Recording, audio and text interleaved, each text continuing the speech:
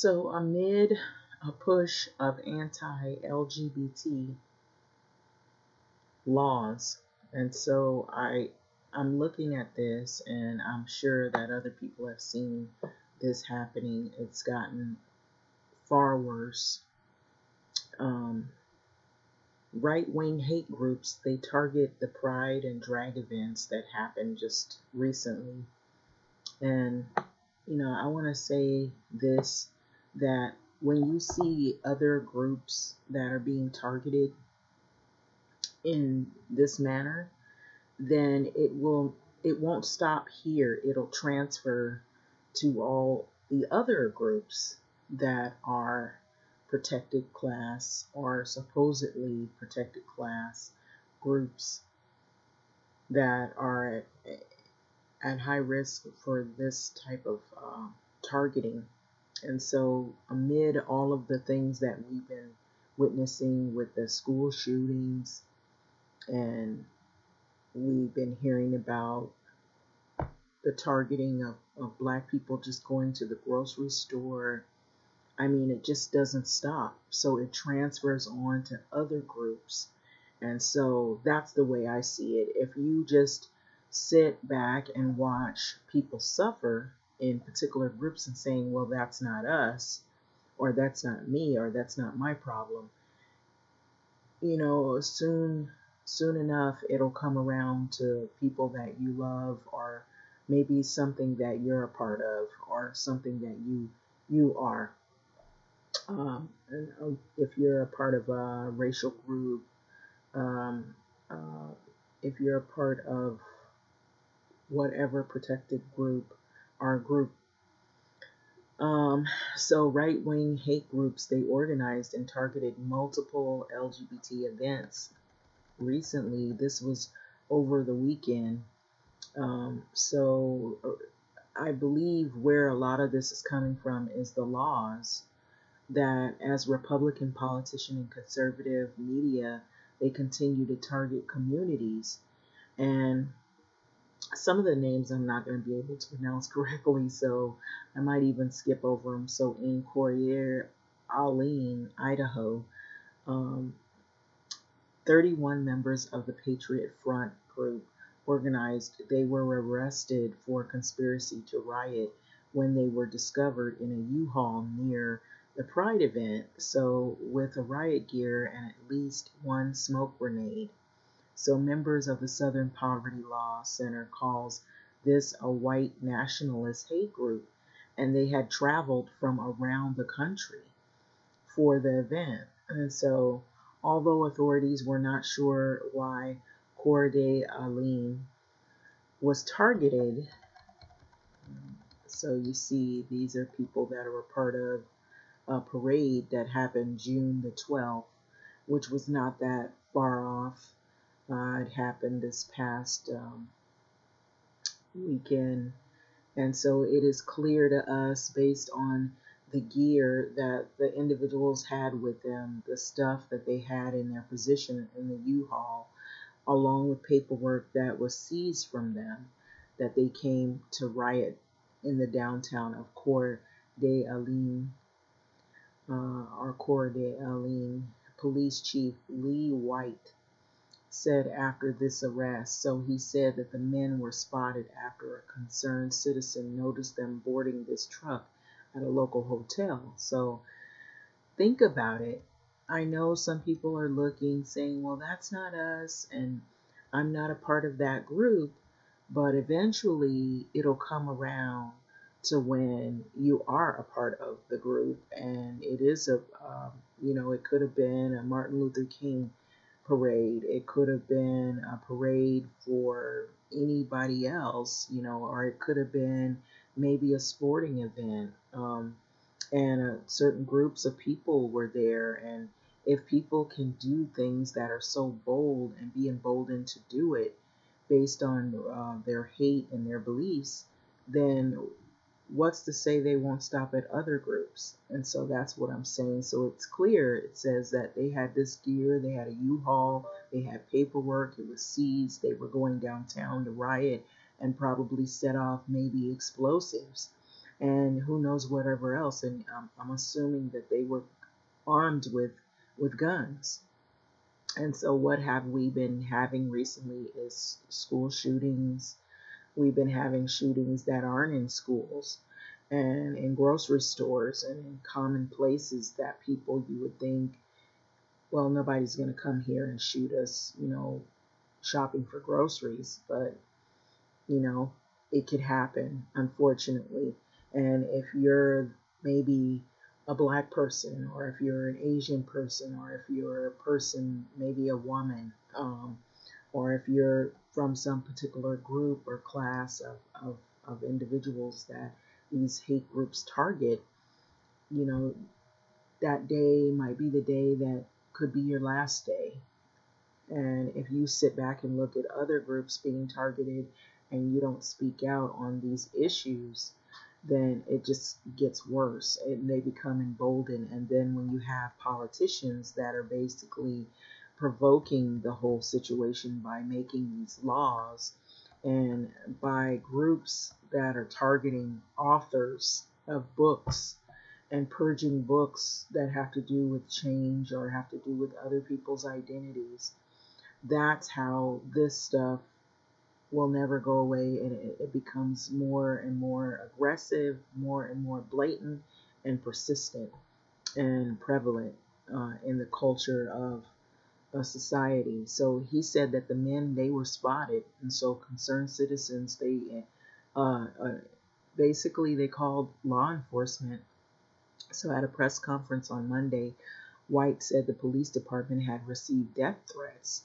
And so at the event, someone who was not a member of the media claimed that the men arrested were in fact members of the FBI, they say. So this gets scary. So following a similar trajectory, Tucker Carlson's contention on Fox News, January 6th Capitol riot was staged by federal agencies. So that's what they say, quote, quote.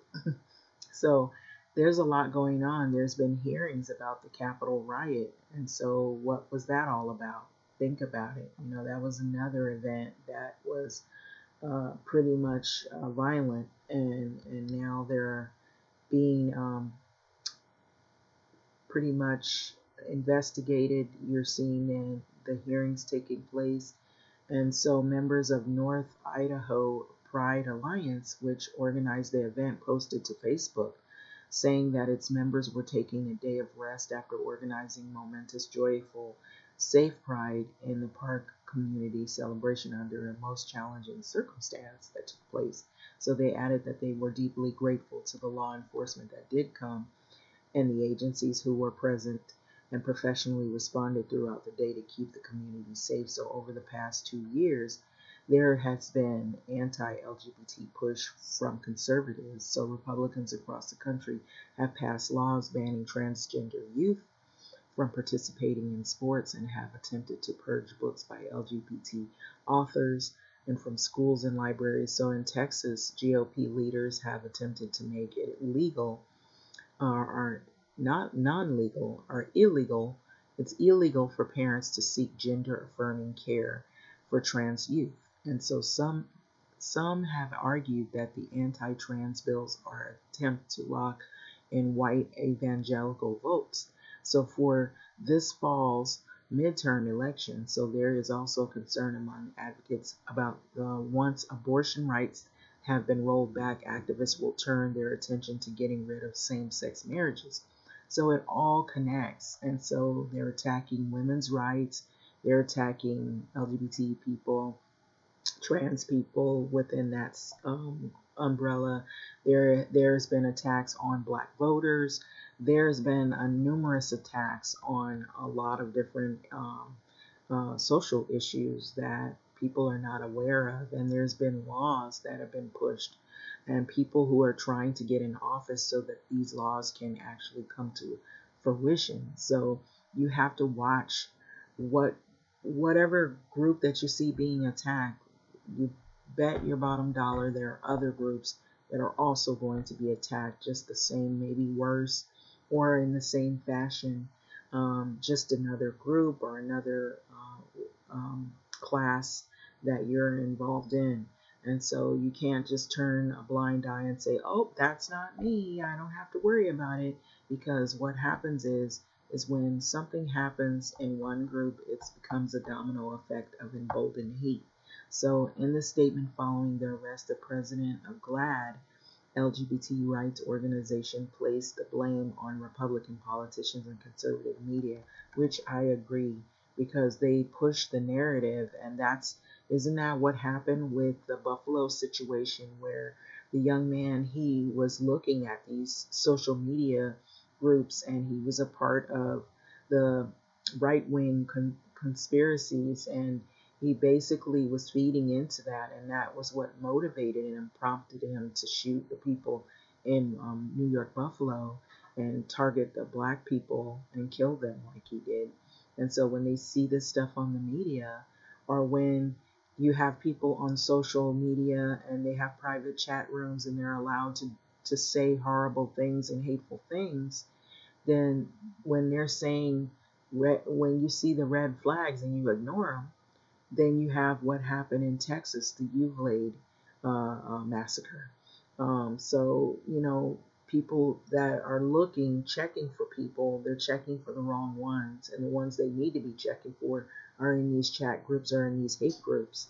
And that's how they're allowed to do what they do, because nobody's really paying attention or checking for them. So lawmakers and governors like Florida Governor Ron DeSantis, Texas Governor Abbott, along with their co-conspirators at Fox News, better pause today and recognize that the anti-LGBT rhetoric and nearly 250 LGBTQ bills introduced this year are responsible for this dangerous climate. So the GLAAD's president, Sarah Kate Ellis, has basically put that on notice. And so Facebook, Twitter, YouTube, social media platforms must take responsibility and urgently stop fueling the hate and misinformation that inspires white supremacist groups like the Patriot Front. She continued, adding, "We have to stop the shameful anti-LGBT laws, misinformation, rhetoric, and make that make America unsafe for anyone, and LGBTQ people as well, in that whole umbrella." So, and other marginalized communities, exactly.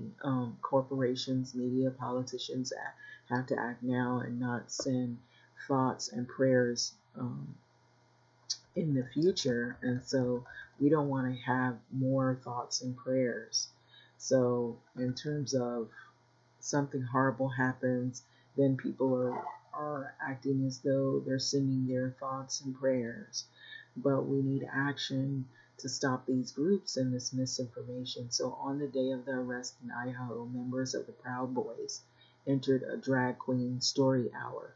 So San Lorenzo Public Library in San Francisco Bay Area was targeted. So in a statement posted on Facebook, Alameda County Sheriff Office wrote, "A group of 5 men had entered a library and disrupted a reading event."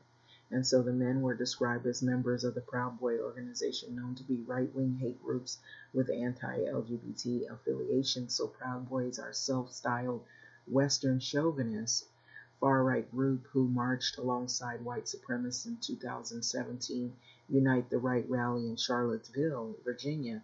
And so the event preceded by a formation of Patriot Front group. And last week, Proud Boy leader were charged with a seditious conspiracy for the role in January 6th Capitol insurrection. So these groups are very active, very much active and around, and they're armed.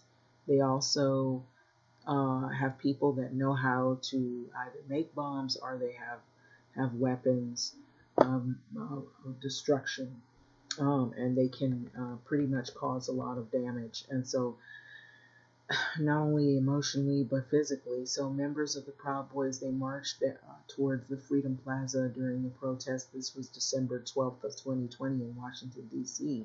So the men began to shout homophobic, transphobic slurs at the event organizer They were described as extremely aggressive with threatening violent demeanor, causing people to fear for their safety, continued in Alameda County. And so, Sheriff Office statement adding an active hate group investigation is underway. And so they say this all the time, as if they don't know that these men are active. And let me tell you, they have great jobs, they're educated. Some of them have military training, if not most of them. They have fighting skills, they have skills in weaponry, and they're part of other groups that also practice the skills of terrorism and how to subdue other people. And so, to the point to where they have some level of control or fear over, you have fear of them. And so, if you pay close attention, these are not people that are homeless. These are not people that are living paycheck to paycheck either. So I'm just, let you know that they are out there, and they may be a part of other organizations which you would not know until they get caught and found out. So it says an active hate group investigation is underway, and the investigation into the annoying and harassing of children as well. And so, cell phone video of the men shows them one wearing a shirt that reads "Kill your local pedophile," um, and continued homophobic attacks, categorizing queer Americans as predators. And so basically, they're labeling the queer people or certain folks as that. So the host of the event, Kyle Chu, known as a drag queen Panda Dulce, told KPIX5, "I've always received death threats, hate mail for doing drag queen story hour. So this is the time I felt very close to this violence." And so it was extremely loud, Chu said. So it was like a cacophony of voices just yelling over one another, taunting me, calling me a groomer, a pedophile, a tranny, and it they were interrogating the parents. And so, why are you bringing your kids to this event?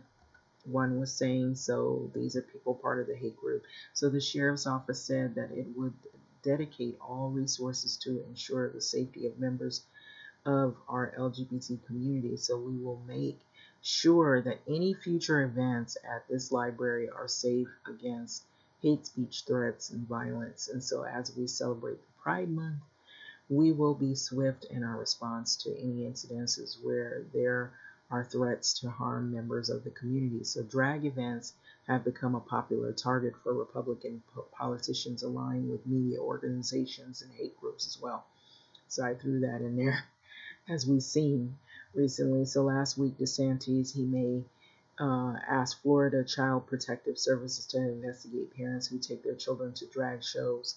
So that's what's coming next. And so while Representative Marjorie Taylor Greene, she's a Republican, and said that it should be illegal to take children to drag queen shows. And so you basically get arrested for taking your child to a drag queen show, or a show that has someone that happens to be a drag queen in it. So a Republican state legislator in the Texas said that earlier this month that he would file a bill banning drag shows in the presence of minors. So on Sunday, video posted on Twitter appeared to show members of the Proud Boys outside of the drag brunch in Arlington, Texas, that intended for people that were over the age of 21. And so now that's what they're going to target, places where kids aren't even there. There's adults there. So the Alameda County event was flagged last month by the Libs of TikTok Twitter account, which has more than 1 million followers. And so it's run by an attendee of January 6, 2021. And so that was the Capitol insurrection, and an account has been criticized for targeting queer teachers in an attempt to get them fired, and in a now deleted tweet for calling the Trevor Project a suicide prevention hotline for LGBT youth grooming organization. That's what they call it. So they say in the innocent they say it's innocent, and so the tweet said, and so they say it's just about inclusion and acceptance instead. And so they say no one is trying to confuse or corrupt or sexualize children. And so they are lying. So basically, they're trying to say people are trying to recruit people to be um, involved in LGBT group, which is not true. And so, grooming is a term that is described as tactics to have long been used as with sexual abusers, primarily against young children, but also against vulnerable adults as well. So, the goal is to gain access to a potential victim, coerce them into abuse, and avoid getting caught. So, however, it has emerged as a popular buzzword on political right wing media and where it's been wrongly conflated with discussions of sexual orientation and gender identity. So, according to the Rape, Abuse, and Incest National Network, which is called RAIN, sexual assault is in no way related to sexual orientation of the perpetrator and the survivor, or the survivor and the person's sexual orientation cannot be caused by sexual abuse or assault. And so the term groomer began to spread on the right wing media in March in the connection to Florida's controversial Don't Say Gay law. So it's vaguely worded statute that prohibits teachers from discussing sexual orientation and gender identity with children in kindergarten through third grade. So critics say its intent is to target LGBT teachers and staff and adults. And so experts told Yahoo News that the false accusations make it more difficult to prevent real abuse. So this is Marjorie Greene, who's a Republican. I believe it's in Georgia. Talks to the media, primary elections to watch party. This was May the 24th. So it says this was her, and you could see somebody holding a sign. And so DeSantis and Green, they've led Republican pushing anti-LGBT language, LGBTQ language and policy. So DeSantis was mocked for a comment Sunday after saying he will not tolerate hatred towards LGBTQ community of any kind. So Green called Republican senators who supported President Biden's Supreme Court nominee Ketanji Brown Jackson pro-pedophile, a review or a revival of the QAnon conspiracy, and Green has supported this in the past. And so it argues that the former President Donald Trump was working to take down the powerful cabal of child traffickers, typically portrayed as the Democratic elite. And so the believers in the debunked theory frequently allege that the political opponents support pedophiles instead. So those pushing this accusation have a large audience right now, and it's still active. So a recent survey, Public Religion Research Institute, found 16% of Americans believe that the government, media, and financial worlds in the U.S. are controlled by a group of Satan-worshipping pedophiles who run a global child sex trafficking operation. QAnon-related clothing and signs were visible in January 6th insurrection, and the government officials have warned about violence associated with conspiracy theory as well. And so, so this stuff is very much active, very much alive, and politicians have pushed it. And so this is what it brings and breeds, and it is not going away anytime soon. And the more we have Republican politicians that push these narratives and push these laws, is the more that you're going to have groups that come out in full force, and they also will protest, and if so, become even more violent.